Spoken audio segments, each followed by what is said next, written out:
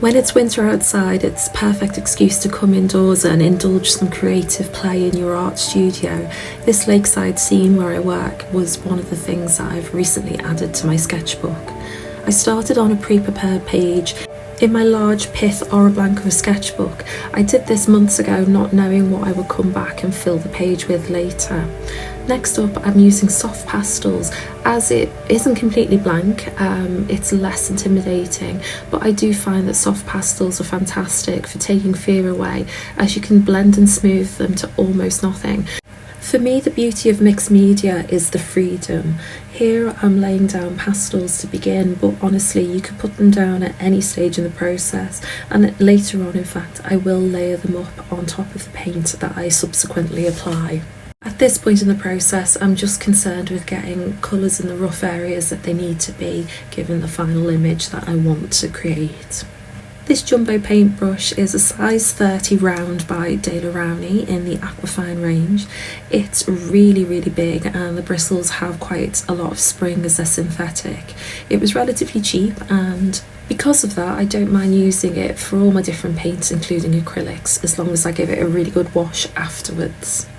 Now I've put the pastels to one side for the time being and got my gouache palette out. Again, I'm not too concerned with getting details and more wanting to get areas of colour on the page. I like to keep to my relatively limited palette so that all my pieces feel somewhat cohesive. Primarily think about warmth of colour tone and the value or contrast that I'm able to get with the paints I've chosen, rather than trying to replicate what I see in an image or en plein air like for like. For example, my Paraline Black by Winsor & Newton is a super dark value, especially when used in its mass tone, and I find that a little bit goes a very long way and adds depth and drama to pieces really quite easily. Despite this brush being so large, it does come to a point, so I'm able to add in the reeds and grasses at the edge of the water, and then use dabbing marks to create the lily pads and weeds that are sitting within the water of the lake itself. As the gouache sky was a little bit too overpowering, I'm adding in some of my paler blues and a white soft pastel to push that further back, as I want the focus to be very much on the water and the ducks that are going to be added on at the very end of this piece. You'll notice that the area where the trees are in the background is very loose and almost abstract, which along with the soft pastel is a useful device for pushing things into the background and not allowing them to dominate over the foreground. I really do enjoy adding lots and lots of thin layers rather than going in with any one media too heavily too quickly. It's part of the fun that you can always come back and add more, and I think that those thin layers give a transparency that shows the build of the piece much more effectively than when I layer on very thick paint all in one go. After some time for the gouache to dry, I'm turning towards my dry media to start adding in some of the details, starting with some coloured pencil. Again, like with my paint, I like to choose pencils based mostly on whether they are warm or cool and how dark a value they're able to achieve. But as I create more and more with my supplies, I'm learning which ones I love and will replace and which ones I will use up and then not repurchase. With my dry media in particular, I like to try experimenting how I hold them to give different marks and to loosen up my work. This is facilitated by the fact that I broke my wrist this time last year and it's almost completely fixed with no flexion in it anymore.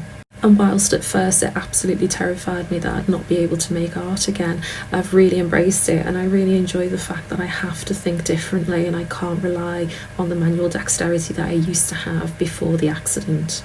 Gouache provides a lovely matte and somewhat textured surface for colour pencil to grab onto, and that in itself can help produce some interesting textural effects. This pot holds all of my Neocolour 2s, which are water-soluble crayons that I've purchased open stock, colour by colour, so that I have a good selection that works well with my art practice.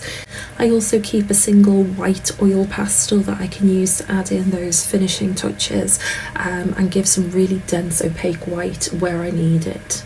At this point, the paper is getting covered with lots of layers of media. There's pastel, paint, pencil, oil pastel. and the relatively hard coloured pencil will drag through those media layers and give a more textured effect to the final piece. Stabilo woodies are technically a children's art supply. They're not light fast, so you don't want to use them on a painting you're hanging on your wall, but in your sketchbook they're great. Here I'm using them to add some pale pastel colours to the surface of the water to show reflections from the buildings and trees behind. I'm adding the suggestion of gentle movement to the surface of the water, using some horizontal marks with pencil and Neocolor too, to just show that it is gently rippling. And then as we're getting closer to the foreground now and I'm working on the grass, I'm using my Neocolors dry and I don't intend to add water to them, particularly around the grasses and the reeds at the very front of the piece, so that you can see that sort of crayon-like texture coming through to give a bit more organic movement to the grasses. The source of reference material I have for this piece is actually just a 7-second clip of video I took of the lake on my phone, which you saw at the start of this video. I actually have it playing on my computer next to me as I'm creating this piece. I've got it open in Google Photos and it actually plays on a continuous loop.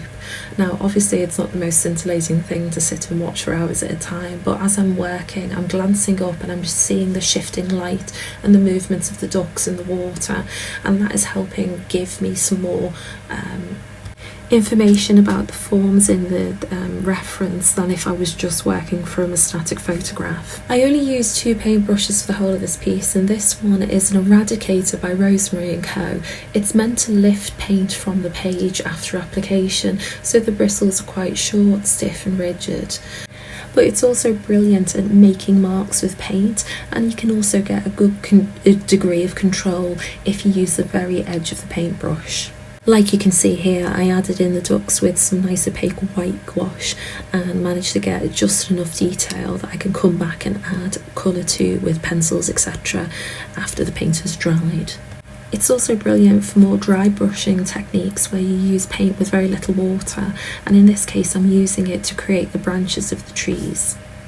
I've mushed together all of the paint that was remaining on the lid of my paint palette to create a sort of palette grey, which does have a green bias in this instance because of all the greenery we've included in the painting, but then adding in a little thicker paint, either some white for the lighter values or some of my trusty Perylene black to give darkness where it's needed. Restricting the number of different colours you use in a piece really does help add to the cohesion and stop too many glaring colour clashes along the way. Finally, here come my beloved little duckies. We've got 2 males and a female mallard sitting on those weeds and lily pads in the centre of the lake. I didn't use any water with this white gouache so that it was totally opaque, and it meant that I could add the colours of the birds on top of it and they would then stand out from the reeds and the lily pads in the background.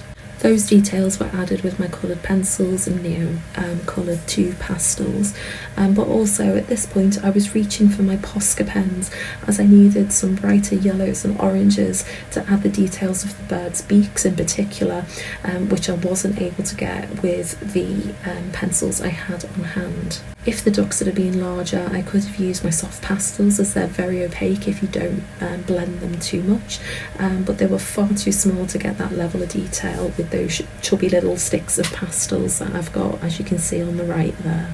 These are just the finishing touches where I'm making sure that there's contrast where there needs to be, that edges are softened if they are too overbearing, and just making sure that the picture makes sense as a whole. All in all, I had about 2 hours worth of footage, so I was painting for quite some time, and I left it to dry for several minutes at 2 or 3 points throughout the process. It was a perfect way to spend a wintry afternoon in my art studio with my little heater on in the background and a cup of tea by my side. I had opportunity to relive these beautiful scenes all over again from the comfort of my studio and have some time in my creative practice. I hope you enjoyed, and thanks for watching. See you again soon.